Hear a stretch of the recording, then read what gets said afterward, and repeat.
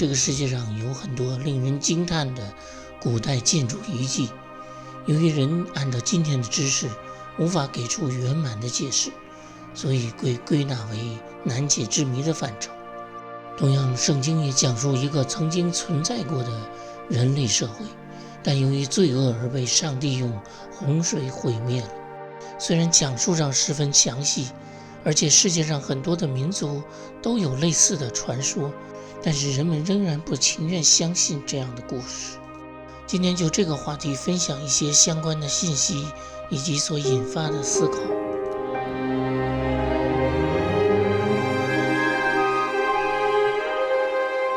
关于圣经中的洪水故事，人们所知道的就是挪亚建造方舟，将动物收集在其中，最终在洪水结束的时候，生命得以延续，物种得以保留。在印度的神话中呢，说是有一条鱼被拯救了，然后那条鱼呢，为了报恩，告诉人类将会有大洪水，要人造船并将植物动物留种。而在苏美尔的神话中呢，出现了众神要毁灭人类，但人类呢得到的消息而建造大船。如果说他们的祖先呢是因为生活在内地都经历过洪水而诞生了这样的神话，而那些生活在南亚海岛地区的民族也同样有这样的类似的传说。也有人将汉字中的船，那里面所包含的一个是舟，一个是八和口，对应了圣经中的记载，就是最终洪水中得救的是8口人。其实圣经所讲述的并不仅仅是一个洪水的事件，最重要的是讲述了一个史前的文明曾经存在过，又被毁灭了，又被掩埋了。位于今天的黎巴嫩贝鲁特东北85公里处的贝卡谷地，有一个地方叫巴勒贝克，那里有古人建造的神庙。我们可以看到所使用的巨石远比金字塔所用的巨大，据计算呢，每一块估计要有800吨，而建造金字塔的只有90吨。今天的社会不接受史前文明这样的概念，是因为整个人类社会的历史似乎已经被定案了。人类社会是从几千年前的石器时代走入青铜器时代，再走入铁器时代，这样过来的。而比石器时代更早呢，那就是猿人了。这是一个从简单到复杂，从低级到高级的线性的连续的突破，不存在着中断，也不存在着史前文明。曾有一位考古学家这样讲，尽管几千年前拿着长矛驱赶动物的原始部落的人是不可能完成这样的建造，但年代鉴定依然要服从那种既定的概念，否则这样的考古学者将失去工作，无人聘用。这种巨石的奇迹还不止这里，沿贝鲁特往北，过了叙利亚的底利波利60公里，在海岸线外的一个小岛，同样存在着这样的巨石墙。可以想象，它们被建造的时候，海平面一定是很低的，这样的巨石才有可能从陆地上运过来。使徒行传的27、28章那里讲述了使徒保罗曾在海上遭难的经历，其中提到一个岛叫摩塔，中文名字叫马耳他。那个岛上有很多特有的建筑风格，如今也在新建着很多新的建筑。除了这些现代的建筑，也同样拥有辉煌的过去，那古老的年代也曾为它留下很丰富的文化遗产。那个岛上有很多的历史遗迹，被当地人称为是巨人留下的。当然，专家呢只能给出2500年这样的概念，认为那里的人类活动呢不会早于那个时间。那个岛上还有一个洞穴，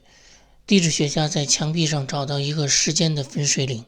认为那就是冰河时期留下的痕迹，估计距今有1万年。专家认为在那个地层的之下是不会有人类遗迹的，但后来发现了3颗牙齿，被认为是尼安德特人的。虽然拿去做了年代鉴定，但却被告知鉴定结果不能被公布，估计又是因为与地质学的理论冲突了。因为圣经讲述在远古时代曾发生过大洪水，也就是说呢，之前的海平面远低于今天的。今天的岛屿在那个时候不过是陆地的一部分，所以古人未必需要船只就可以来到这里。在生物学上，圣经洪水理论也是解释了所有发现的生物化石的来源，那就是洪水毁灭造成的。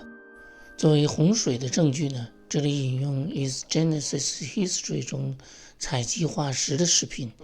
可以看到鱼是被非常完整的保存下来。Oh, yeah, look at that. At least 3 fish here. Yeah. So there's one there, one right there. 可以看到鱼的骨头没有折断，外观上也没有损伤，它是被非常完整的保存下来，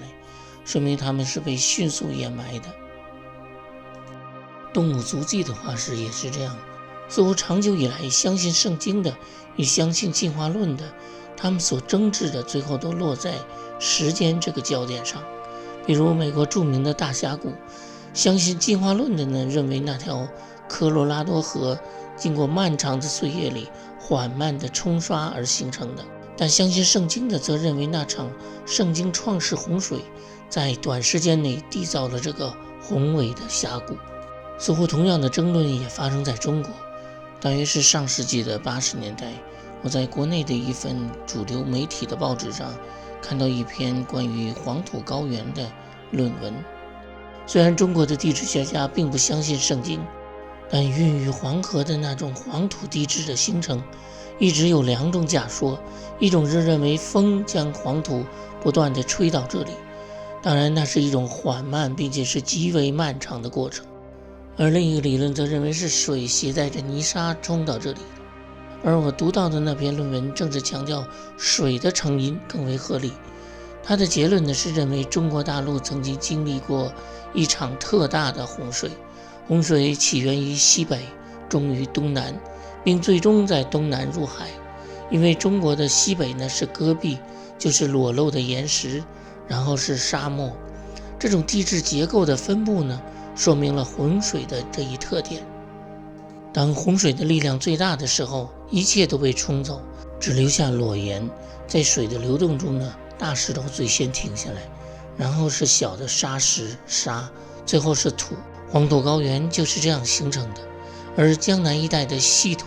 是洪水中最后沉淀下来的。我们再来看一下东南沿海的大陆架，那才是原始大陆的样子，只是因为海平面升高了，才成为水下部分。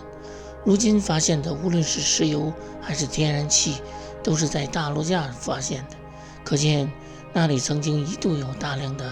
有机物被埋藏了。其实真正的误区不在科学上，科学最多能给出可能性，如果人相信其真实性，科学总能给出证据。而圣经的主题呢，并不在乎人是否去证明，而只是讲述曾经发生过的事。而那些事的发生呢，不是因为自然的原因，而是人的道德的原因。